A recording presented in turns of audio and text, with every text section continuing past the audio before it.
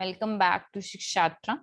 So we started the next chapter lines and angles. Angles के बारे में हमने कल पढ़ा था, आज हम पढ़ेंगे लाइंस में, और उन दोनों में फिर कनेक्शन क्या होता है ये। ठीक है, तो लाइंस हमने कल थोड़ी सी इंट्रोडक्शन कर ली थी कि लाइंस को ज्वाइन करके ही एंगल बनता है। जिस पॉइंट पे वो ज्वाइन करते हैं उसको हम बोलते हैं वर्टेक्स, और जो दो लाइंस होती है एंगल के आसपास उसको हम बोलते हैं आर्म्स। राइट, तो एक काम करते हैं, पहले एंगल्स के कुछ क्वेश्चन रिवाइज कर लेते हैं, then we move to lines. Okay, so let's see. ये क्वेश्चन गिवन है, find the value of X and Y in each of the following. Okay, तो हम इसको ड्रॉ करते हैं। पहले टू लाइंस हैं जो इंटरसेक्ट कर रही हैं लाइक दिस। राइट, मैं लिख नहीं पाऊंगी, थोड़ा इधर कर देती हूँ इसको ड्रॉ फिर से, दिस एंड दिस। ठीक है, उसके बाद वैल्यूज क्या क्या गिवन है, Y Z X and 55। This is your 55, this is Y, this is Z and this is your X. ठीक है, एक्स वाई जी की वैल्यू निकालनी है जो अननोन है। अब आपको पता है अगर दो लाइन इंटरसेक्ट करती है तो उसके सामने आमने सामने वाले एंगल इक्वल होते हैं, उसको हम बोलते हैं वर्टिकली अपोजिट एंगल। इसके इधर एक्स है और इसके इधर 55 है, यानी कि X is equal to 55 degree. Okay, इसको हम क्या बोलते हैं बच्चे, वर्टिकली अपोजिट एंगल।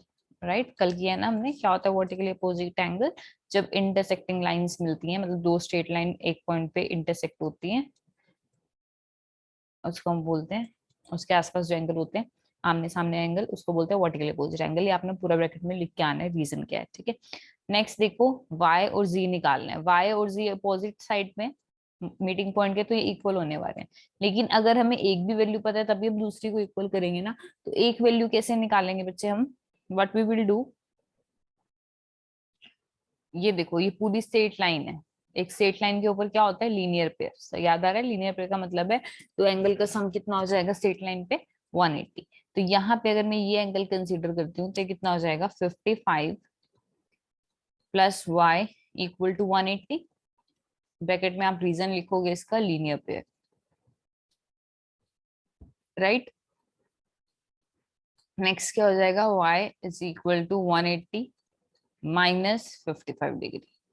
ओके, तो y की वैल्यू कितनी आ गई यहाँ से, 125 डिग्री। राइट, क्लियर है कैसे आया, लीनियर पेयर का हमने इसमें कंसेप्ट यूज किया। नाउ जो y है वही आपका z है, by the same thing, vertically opposite angle. तो हमने एक्स वाई जी की वैल्यू निकाल दी। Is it clear? ओके, एक और क्वेश्चन है इस तरह का, ये है आपके पास। इसमें क्या है, दो स्ट्रेट लाइंस मिल रही हैं, एक सीधी है और एक थोड़ी टेढ़ी है। Like this is one straight line and another one is like this. Okay, उसके बाद इसके बीच में से एक लाइन निकल रही है 25 डिग्री में,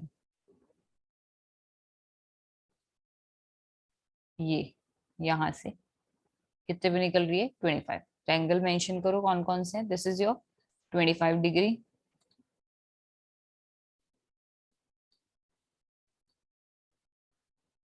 इधर वाला 40 और इसके बीच में x, this is your 40 degree, this is your x, नीचे y और इधर z, this is your y and this is your z। ठीक है, ये वैल्यूज निकालनी है। अब सबसे पहले हम क्या निकालेंगे, वर्टिकली अपोजिट एंगल से आपके पास जो ये वाली लाइन है बच्ची, ये स्ट्रेट में काउंट नहीं होगी, आप इसको ऐसे काउंट नहीं कर सकते हो। ये वाली लाइन स्ट्रेट है, फॉर एग्जांपल इसका एल एम और इसका एम दे देती हूँ, तो एल और एम बिल्कुल वर्टिकली अपोजिट एंगल बनाएंगे। ठीक है, तो वर्टिक इसके अकॉर्डिंग आप वर्टिकली अपोजिट देखो तो क्या होगा बच्चे, मतलब इस लाइन को छोड़ के जो दोनों लाइन है वो वर्टिकली अपोजिट बनाएंगे। तो ये एंगल किसके इक्वल आ गया, जी के। Right, so z is equal to 40 degree, the reason being vertically opposite angle. Right, अब इधर देखो, और कौन सा बन रहा है इसमें, ये और ये पूरा y is equal to 125 plus x, पर हमें ना x पता है ना y, तो हम इसको यूज नहीं करने वाले। पूरा ये वाली लाइन देखो, जो l वाली लाइन है, l के ऊपर तीन एंगल है ऐसे, एक x है, एक 25 है, एक z है, यानी कि x plus 25 degree plus z equal to 180। तो x प्लस 25 डिग्री, z की वैल्यू कितनी है, 40 डिग्री इक्वल टू 180। तो x plus 65 equal to 180, x की वैल्यू कितनी आ जाएगी बच्चे, 180 माइनस 65, दैट इज x की वैल्यू कितनी है यहाँ पे, 115 डिग्री। क्लियर है? दो वैल्यूज आ गई एक्स एंड जी की, सिर्फ वाई रह गया। अब इसको वर्टिकली अपोजिट एंगल की टर्म में कंसिडर करो, लाइक इस लाइन को भूल जाओ अगर तुम, तो ये दो स्ट्रेट लाइन है हमारे पास, ठीक है। तो यहाँ पे y किसके इक्वल है, this y is equal to this thing, y is equal to x plus 25। तो x की वैल्यू कितनी आ गई है 115 plus 25, that makes 140 which is your answer. Clear है। तो तीन वैल्यूज आ गई हमारे पास x y z की। The value of x is 115, value of y is 140, value of z is 40 degree. ठीक है। तो आपने जितने कंसेप्ट किए हैं ना सारे लगा देने, कोई ना कोई तो फिट हो ही जाता है। ठीक है, लीनियर पेयर वाला तो बहुत कॉमन है। चलो आगे देखो, filling the blanks. If two angles are complementary, then the sum of their measure is, अगर एंगल कॉम्प्लीमेंट्री होते हैं, कॉम्प्लीमेंट्री देखो, एक कॉम्प्लीमेंट्री है एक सप्लीमेंट्री है, एबीसीडी में सी पहले आता है इस बाद में, तो ये छोटा एंगल होगा, मतलब ये 90 है इसका सम 180, याद रहेगा। Okay, so the measure is 90 degree, the two angle are supplementary, then the sum is 120, right. Two angle forming a linear pair are, क्या होते हैं जो लीनियर पेयर पे कितने का एंगल बनता है, 180 की 90, 180, राइट। लीनियर पेयर मतलब सीधी line, so these are supplementary। समझ आई क्या कहना चाह रहे हैं। Okay, next is if two adjacent angle are supplementary they form a, अच्छा दो एंगल है और वो सप्लीमेंट्री है, दे वो क्या बनाते हैं 360 degree, they form a whole circle 360 degree. If two line intersect at a point then the vertically opposite angle, अगर इंटरसेक्ट करिए तो वर्टिकली अपोजिट एंगल ऑलवेज क्या होते हैं, equal, the values are equal, right. आगे कंसीडर करो, filling the blanks है ना, आपके कंसेप्ट की क्लैरिटी का पता चलता है। ओके, एक डायग्राम गिवन है, आपको बताना है वर्टिकली अपोजिट एंगल्स कौन से हैं। तो वर्टिकली अपोजिट कौन सा है बच्चे, ये वाला और ये वाला, इसको आप लिखोगे angle A O B equal to angle D O C. Next है कॉम्प्लीमेंट्री एंगल, कॉम्प्लीमेंट्री का मतलब है जिसको सम करके 90 आ रहा है, तो अगर आप ये वाला एंगल और ये वाला एंगल ऐड कर दोगे तो कितना आ जाएगा total 90। Equal supplementary angle, equal का मतलब है इक्वल ओनली, सप्लीमेंट्री भी होने चाहिए और इक्वल भी होने चाहिए, तो कौन से होंगे यहाँ पे सप्लीमेंट्री एंड इक्वल। सप्लीमेंट्री का मतलब है जिसको सम करके 180 आ रहा हो। I think this and this 90 and 90, अगर मैं ये ले लूंगी ये छोटा है और ये बड़ा हो जाएगा तो 90 एंड 90।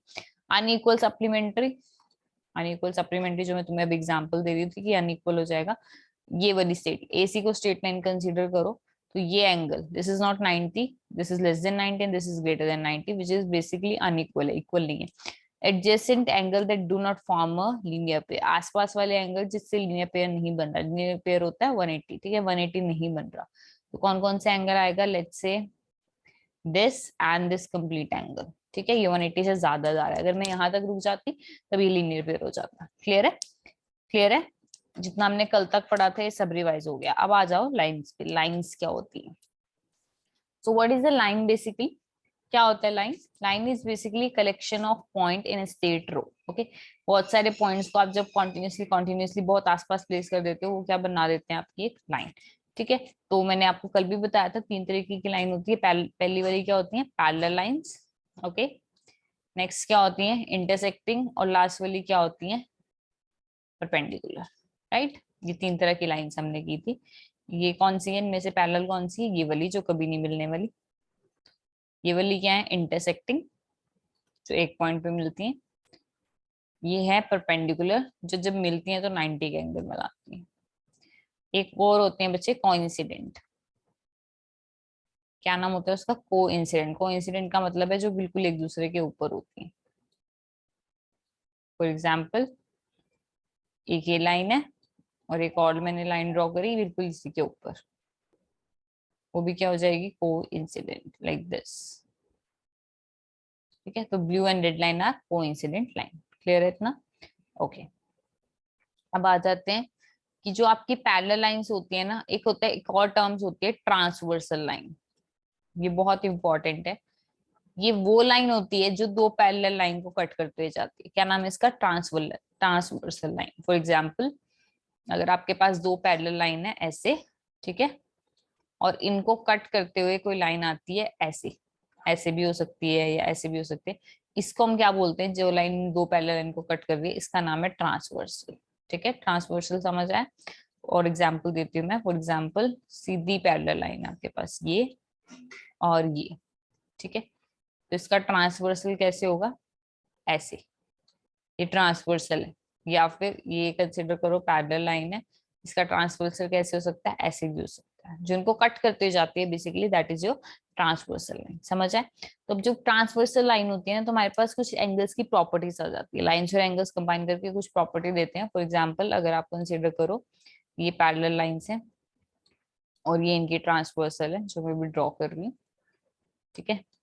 ऐसे ही एक और सेट कंसिडर कर लेते हैं। This is your parallel line और इनके ट्रांसवर्सल कैसे हैं, ऐसे, ठीक है।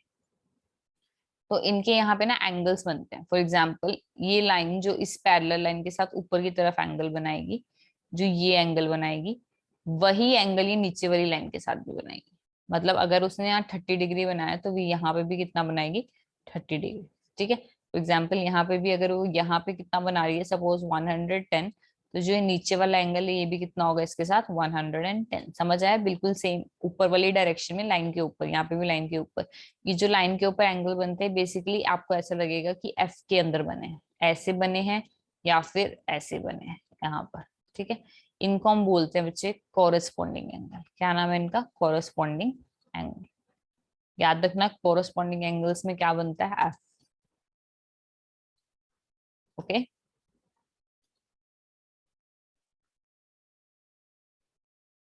इनको हम बोलते हैं कोरस्पॉन्डिंग एंगल और इसमें हमेशा एफ बनता है। ये ध्यान रखना, जहां पे भी एफ बनता है that is your corresponding angle. For example अगर सपोज पैरेलल लाइन सब दूसरी तरह गिवन है आपको, ठीक है, ऐसे गिवन है, this is your parallel line 1 and 2, and इसमें ट्रांसवर्सल आपको दे दिए ऐसे, ठीक है।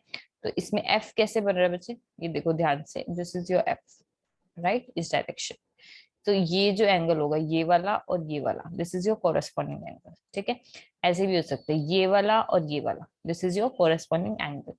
या फिर अगर मैं एफ दूसरी डायरेक्शन में बना दूं, जरूरी नहीं है ना एक ही डायरेक्शन में बनाना है। सपोज मैंने एफ बना दिया ऐसे, ये रहा ना एफ, तो इसका एंगल कौन सा होगा कोरस्पॉन्डिंग, ये वाला और ये वाला, ओके। या फिर आप ऐसे कर दो, ये वाला और ये वाला, this is also corresponding angle. समझ आ गई? नेक्स्ट आता है बच्चे ऑल्टरनेट एंगल। ऑल्टरनेट एंगल में क्या होता है, जी बनता है, ओके। फॉर एग्जाम्पल ये पैरेलल लाइन बनाई मैंने, ओके, और एक ट्रांसवर्सल इनको कट कर रही है, तो उसमें बनेगा जी, ओके। फॉर एग्जाम्पल ये बनाया तो इसमें ये बना जी। कैसे लिखते हैं हम, ऐसे लिखते हैं ना, सो दिस इज योर जी, ठीक है। तो जी के अंदर वाले एंगल आपके ऑल्टरनेट होते हैं, ये और ये। अच्छा, मतलब क्या है कोरस्पॉन्डिंग एंगल का, कोरस्पॉन्डिंग एंगल का मतलब होता है इक्वल है, बता दिया ना मैंने, 30 and 30। ऐसी ऑल्टरनेट एंगल्स भी क्या होते हैं, इक्वल होते हैं। For example if this angle is 100, तो ये भी कितना हो जाएगा, 100, okay. Let's say another example, मतलब इसी में करती हूँ, दूसरे तरीके से भी हम जी बना सकते हैं। उसमें क्या होगा, फॉर एग्जाम्पल आपको, sorry sorry sorry, for example line draw करती हूँ,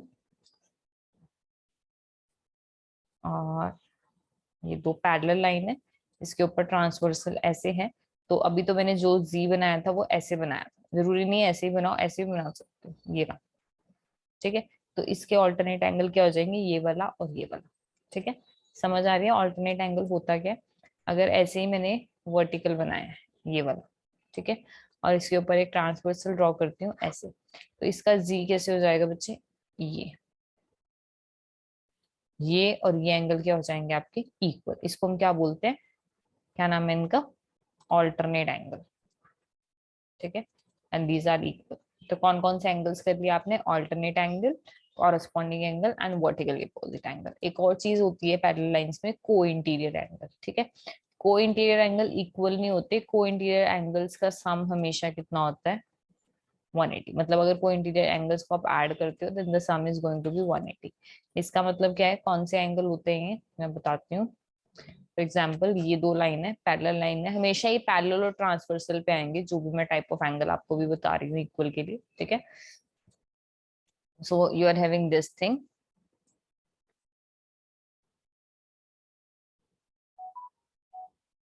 वेट, फॉर एग्जाम्पल ये आपके पास गिवन है parallel line and this is your transversal, ठीक है। तो अंदर वाले एंगल, ये वाला एंगल ठीक है, और इसके एग्जैक्ट अपोजिट अंदर वाला ये, इसके साथ आपने ये नहीं लेना, बाहर वाला नहीं, ये वाला। तो अगर ये 70 है तो ये पक्का 110 होगा, ताकि आप इन दोनों को ऐड करो तो ये कितना आ जाए, 180। ठीक है, ऐसे ही देखो, अगर आप ये वाला करते हो, इफ दिस इज योर 30, तो ये कितना हो जाएगा, 150, ताकि आप इन दोनों को ऐड करो तो कितना आ जाए, 180। क्लियर है, इतना क्लियर है? ओके, नेक्स्ट देखते हैं। दिस इज योर को इंटीरियर एंगल, और वो क्या था, पिछले वाला क्या था, ऑल्टरनेट, उसमें बनता है एफ, और उसमें कुछ सम का सीन नहीं है, उसमें वो इक्वल ही होते। क्लियर? ओके, क्वेश्चंस देखते हैं इनके, तब ज्यादा क्लियर होगा आपको। I think this is in next exercise. या स्टेट द प्रॉपर्टी बतानी है आपने, कौन सी है, मतलब ऑल्टरनेट है, को इंटीरियर है, कोरस्पॉन्डिंग है, वर्टिकली अपोजिट है, कुछ भी हो सकता है, वो बतानी है कौन सी है प्रॉपर्टीज में। ठीक है, I just move my picture up. या तो ये गिवन है। अच्छा, उल्टा भी होता है बच्चे, ये कंडीशन, ये सारी कंडीशन जो मैंने आपको बताई है तब होती हैं जब ये पैरेलल लाइन। ठीक है, ऐसे ही अगर ये कंडीशन इक्वल है, मतलब एंगल्स इक्वल है, तो लाइन पक्का पैरेलल है, उल्टा भी ट्रू है। तो नाउ हम ये बना, if A is parallel to pre B, तो 1 और 5 इक्वल है, एंगल 1 एंड एंगल 5। अब देखो एंगल 1 का है, ये वाला है angle 1, is it visible? Question number 1, can you see all? Okay, this is like this, and let's see, now angle 1 is which one, this is your angle 1 and this is your angle 5। ठीक है, तो ये कौन से angle है बच्चे, ये corresponding angle है, क्योंकि ये भी लाइन के ऊपर है और ये भी लाइन के ऊपर है, तो इसको हम क्या बोलते हैं, कॉरस्पॉन्डिंग एंगल। ठीक है, this is your corresponding angle. Next is, if angle 4 is equal to angle 6, then they are parallel। 4 and 6, this is your 4, this is your 6, ये किसके अंदर आ रहे हैं, अगर आप इसको ध्यान से देखो, ये क्या बन रहा है, z, right? so this is your alternate angle, right? question number 2, it's alternate angle। now अगला एंगल 4 प्लस एंगल 5 180 है, सम कर रहे हो तो ऑब्वियसली को इंटीरियर होने वाला है, लेकिन एक बार वेरीफाई कर लो, अंदर ही आ रहे हैं ना। so you have 4 and 5 जो अंदर की तरफ है, you add them up to get 180। Clear है इतना? Okay, next, the pair of corresponding angle का एग्जांपल देना है, इसमें कॉरेस्पॉन्डिंग लेने हैं, तो इस लाइन के ऊपर कौन सा एंगल है, 1, इस लाइन के ऊपर क्या है, 5। तो एंगल 1 एंड एंगल 5 कॉरेस्पॉन्डिंग है, और कोई भी दे सकते हो आप, एंगल 2 एंड एंगल 6, एंगल 4 या एंगल 8, एंगल 3 एंगल, मतलब ये होने चाहिए, लाइन के ऊपर ले रहे हो तो दोनों ऊपर लोगे, लाइन के नीचे ले रहे हो तो दोनों ही नीचे लोगे। ठीक है, ऑल्टरनेट एंगल मतलब जी बनाना है, फॉर एग्जाम्पल दिस। ठीक है, so angle 3 is equal to angle 5। Okay, this is your alternate angle. Next is co interior. Co interior में क्या हो जाएगा, अगर मैंने 2 लिया तो अंदर वाला क्या लूंगी, 5, अगर 3 लिया तो क्या लूंगी, 8। क्लियर है? नेक्स्ट है vertically opposite angle. Vertically opposite में क्या होता है, बिल्कुल आमने सामने वाले। 2 के बिल्कुल सामने क्या है, 4, तो ये वर्टिकली अपोजिट है। ऐसे ही 6 के सामने क्या है, 8, तो ये भी क्या है, वर्टिकली अपोजिट। क्लियर है इतना? Okay, moving to the next one, this thing, unknown angles निकालने हैं, let's do it there on the board.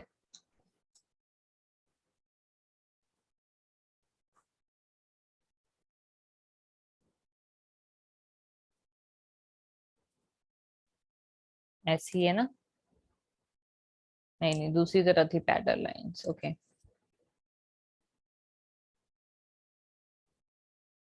This is the way the parallel lines are given to you, और transversal कैसे जा रही है आपकी, नीचे की तरफ। Transversal is going like this. Okay, angles कौन से हैं, 125 E and F. This angle is 125, ये ई है जो आपने निकालना है, ये एफ है जो, ये भी आपने निकालना है, राइट? नेक्स्ट क्या है इधर, A B C D. So this is your A, this is your B, this is your C and this is your D। ठीक है, अननोन एंगल्स फाइंड आउट करने हैं, तो देखो यहाँ से शुरू होते हैं, गिवन क्या 125, तो इसी से रिलेट करके बाकी एंगल आएंगे। अब ये इस लाइन के ऊपर है, इस वाली लाइन के, एल लाइन के, एम के ऊपर क्या है, डी, तो ये दोनों इक्वल हो जाएंगे। सो डी इज इक्वल टू 125, और ये कौन सी प्रॉपर्टी है हमारे पास, कौन सी प्रॉपर्टी है, corresponding, corresponding angles. Okay, next देखो, डी के एग्जैक्ट सामने क्या है, vertically opposite angle B, B is equal to also 125. This is a vertically opposite angle. Okay और कुछ बता सकते हो इसमें? अच्छा अगर बी ए है तो ये वाला भी, पर हमें तो निकालना ही नहीं है. Okay anything else? नाउ अगर आप देखो ध्यान से तो ये ट्रांसवर्सल एक स्ट्रेट लाइन है, तो 125 प्लस ई लीनियर पेयर बना रहा है, राइट? तो यहाँ से ई की वैल्यू आ जाएगी 125 प्लस ई इक्वल टू कितना आएगा ये सम 180, क्योंकि ये लीनियर पेयर है. ओके तो ई की वैल्यू कितनी आ जाएगी 180 minus 125. So E is equal to 55. ठीक है, ये ई की वैल्यू आ गई. अगर ई की वैल्यू 55 है, इसके सामने एंगल कौन सा है? एफ. एफ की वैल्यू भी कितनी आ जाएगी 55. ठीक है, एफ के एग्जैक्ट, जैसे एफ इस लाइन के बाहर वाली साइड है, इस लाइन के बाहर वाली साइड क्या है? ए. तो ए भी कितना आ जाएगा आपका बच्चे 55. और ए के एग्जैक्ट सामने कौन है? सी, वर्टिकली अपोजिट एंगल. तो सी भी कितना हो गया 55. इधर लिखती हूँ मैं सी इक्वल टू 55. अब मैंने सारे लिख दिए, इनके रीजंस आपने जरूर मेंशन करने हैं. फर्स्ट का मैंने मेंशन कर लिया, corresponding vertically opposite linear pair. E की वैल्यू आ गई, ई के सामने एफ था, मतलब ये क्या आएगा? Vertically opposite angle. ए किसके कॉरेस्पॉन्डिंग है? एफ के. तो यहाँ पे आ जाएगा corresponding angle. Okay now C was vertically opposite to A. ये सारे आपने रीजन लिख के आने हैं. देखो सब निकल गया, ए निकल गया, ये कहाँ है? ये रहा. A is done, B is done, C कहाँ है? ये रहा. D is also done, E is also done and F is also done. ठीक है, कितना आसान था ना, सारी प्रॉपर्टीज को बड़ी एक जगह उसने यूज कर लिया. And such an interesting question it is. Okay moving back to this. Value of X निकालनी है, ये मैं यही कर रही हूँ क्योंकि इसमें इतनी ज्यादा कैलकुलेशन है नहीं. जिसमें ज्यादा होती है ना वो मैं बोर्ड पे करती हूँ, जिसमें ज्यादा वैल्यूज निकालनी है.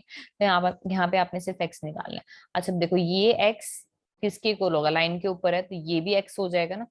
या फिर अगर मैं लीनियर पेयर के अकॉर्डिंग इसकी वैल्यू निकालू तो ये कितना हो जाएगा 70, क्योंकि 70 प्लस 180 कितना होता है 180, राइट? इफ दिस इज 70, ये भी कितना हो जाएगा 70 कोरस्पॉन्डिंग एंगल से. तो एक्स कितना आ गया 70. ठीक है, अच्छा ये 100 है, तो कॉरेस्पॉन्डिंग एंगल से ये भी कितना हो जाएगा बच्चे 100. समझ आती, राइट? बस ये था. इसमें दूसरे मेथड से भी निकल सकता है 80 को यूज करके, बट जब हमें डायरेक्टली पता चल रहा है कि ये दो पैरेलल लाइन है और ये कॉरेस्पॉन्डिंग एंगल बन रहे हैं, तो we need not do the whole thing. Okay moving to the next question. कौन कौन सी लाइन पैरेलल है? ये ए इसके पैरेलल है और ये वाली लाइन इसके पैरेलल है. आपने क्या निकालना है? D G C. So this is D G C. ये एंगल आपने निकालना है. समझ आए क्या निकालना है? एंगल डी जी सी. कैसे निकलेगा ये डी जी सी? ये पैरेलल लाइन है, राइट? ये लाइन के इस साइड है तो ये भी लाइन के इस साइड है, तो ये कितना हो जाएगा 70 degree by corresponding angle. Reason लिख देना है यहाँ पे, corresponding angle. Next is D E F. ये नीचे वाला, ये वाला एंगल. ये भी क्या हो जाएगा? ये लाइन के ऊपर है, ये भी लाइन के ऊपर है, तो ये कितना हो जाएगा 70 डिग्री एंड कॉरेस्पॉन्डिंग एंगल है.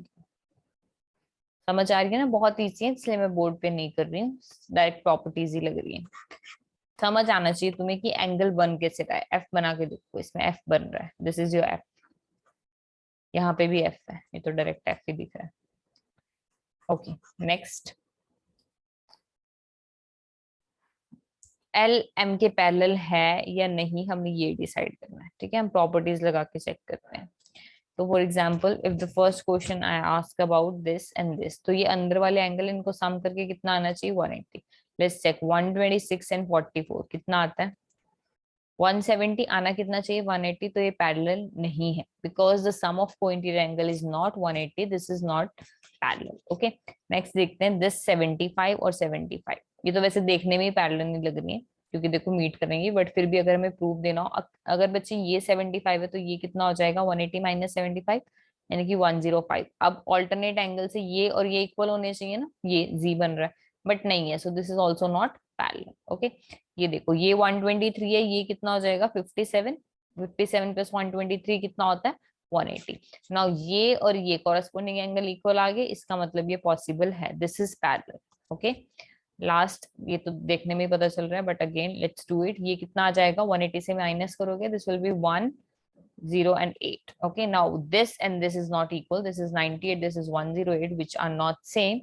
तो ये भी पैरेलल नहीं है, सिर्फ इसमें थर्ड ऑप्शन है जो कि पैरेलल है। ओके, क्लियर इतना? Let's do the next question. Okay, so basically we are done with the chapter. कुछ चीजें हैं जो आपको पता होनी चाहिए। Line segment has two end point. तीन चीजें होती हैं, एक होती है लाइन सेगमेंट, एक होती है लाइन, एक होती है लाइन सेगमेंट, एक होती है रे। लाइन का मतलब होता है जो इन्फिनिटली दोनों डायरेक्शन में जा रही है। एरो का मतलब होता है आप एक्सटेंड कर सकते हो। लाइन सेगमेंट में एंड पॉइंट होते हैं, पॉइंट से डिनोट होता है। इसके एंड में एरो नहीं आएगा। मतलब अगर उसने बोला कि लाइन ड्रॉ करो 4 सेंटीमीटर की, तो वो गलत है। लाइन ड्रॉ कर, लाइन सेगमेंट ड्रॉ करते हैं जिसकी फिक्स्ड है, इसको आप एक्सटेंड नहीं कर सकते। ओके, रे का होता है एक डायरेक्शन में एक्सटेंड कर सकते हो, एक एंड फिक्स होता है। मतलब ये फिक्स है तो दूसरी डायरेक्शन में आप एक्सटेंड कर सकते हो, अगर ये फिक्स है तो इस डायरेक्शन में आप इसको एक्सटेंड कर सकते हो। समझ आया लाइन, लाइन सेगमेंट और रे के बीच में डिफरेंस? ओके, तो ये इसने रिमाइंड किया हुआ है। Line segment has two end points, ray has only one end point, जिसको हम इनिशियल पॉइंट भी बोलते हैं, जहां से वो शुरू करता है। A line has no end points on either side, line के नहीं होते हैं, ठीक है। An angle is formed when the two lines meet. जब दो लाइन मिलती हैं तो हमेशा एंगल बनता है, ठीक है। जो कॉम्प्लीमेंट्री एंगल है वो उनका सम कितना होता है 90, सप्लीमेंट्री का सम कितना होता है 180, ठीक है। एडजेसेंट एंगल्स कौन से होते हैं? आसपास वाले, जिनकी सेम वर्टेक्स होती है। फॉर एग्जाम्पल, और एक सेम आर्म होगी और एक सेम वर्टेक्स होगी। For example this. Okay, line ही सीधी नहीं होती है मेरी। If you have this, you have this and you have this, okay, and then let's say you have this and this, okay, and let's say you have this and this, ठीक है। तो यहाँ पे जो एंगल बन रहा है, ये एंगल ए लिखो और ये एंगल बी, तो इनकी सेम वर्टेक्स है ना। ये एंगल बी की वर्टेक्स क्या है? ये। ए की भी वर्टेक्स क्या है? ये। कॉमन आर्म कौन सी? ये वाली आर्म इसमें भी आ रही है, इसमें भी आ रही है, तो इसको हम क्या बोलते हैं बच्चे? Adjacent angle. ऐसे ही इसमें देखो, इनकी सेम वर्टेक्स है, ये एंगल और ये एंगल सेम वर्टेक्स नहीं है ना, इसकी ऊपर है इसके नीचे, तो ये तो आ ही नहीं सकता, कंडीशन ही नहीं आ रही। जबकि इनमें कॉमन आर्म आ रही है बट सेम वर्टेक्स नहीं है। इसकी सेम वर्टेक्स है, कॉमन आर्म ये वाली है, तो ये भी क्या है हमारे पास? Adjacent angle. समझ आया? एडजेसेंट का मतलब साथ साथ वाली। अगर मैं पैरेलल सॉरी अपोजिट की बात करूँ, अपोजिट एंगल, तो बिल्कुल आमने सामने वाले। इसमें एडजेसेंट एंगल कौन से होंगे? ये वाला और ये वाला, these are adjacent angles. Okay, have a common vertex and a common arm but no common interior। कुछ भी अंदर सेम नहीं होने वाला। इंटीरियर का मतलब होता है ये एंगल, ए का इंटीरियर होगा, ये बी का ये, इसमें कुछ भी कॉमन नहीं होने वाला, ये डिफरेंट है, ठीक है। उसके बाद पैरेलल लाइंस में क्या क्या हो सकता है? या तो इंटरसेक्ट करती है, तो वो क्या क्या होता है? Corresponding angle, alternate angle and को इंटीरियर। जो वर्टिकली अपोजिट है वो कोई भी इंटरसेक्टिंग लाइन पे हो सकता है, उसके लिए पैरेलल होना जरूरी नहीं है। जो दो पैरेलल लाइन को कट करती है उसको हम क्या बोलते हैं? ट्रांसवर्सल, ठीक है। It is a line that intersect two और more line at distinct point. Okay, vertically opposite angle आपको पता चल गया, जब भी लाइन मीट करती है आमने सामने वाले एंगल आपके वर्टिकली अपोजिट होते हैं। ओके, इंटीरियर एक्सटीरियर का कंसेप्ट है एक, बस वो करा देती हूँ, then we end the class. So अगर ये एंगल है बच्चे, तो इसके अंदर अगर ये पॉइंट ए है और ये पॉइंट बी है, and this is your C, this is your D, line के ऊपर, तो ये जो अंदर वाले हैं ना ए सी, इनको हम बोलते हैं इंटीरियर ऑफ एंगल। जो एंगल के अंदर है, जो बिल्कुल बाहर होते हैं एंगल से, इनका कोई लेने देने नहीं है, इसको बोलते हैं एक्सटीरियर। और जो ऑन होते हैं लाइन आर्म के ऊपर है, these are on the angle. Okay, clear है? Interior exterior on the angle का क्या मतलब है? With this, we end the class and meet in the next section. Thank you and take care.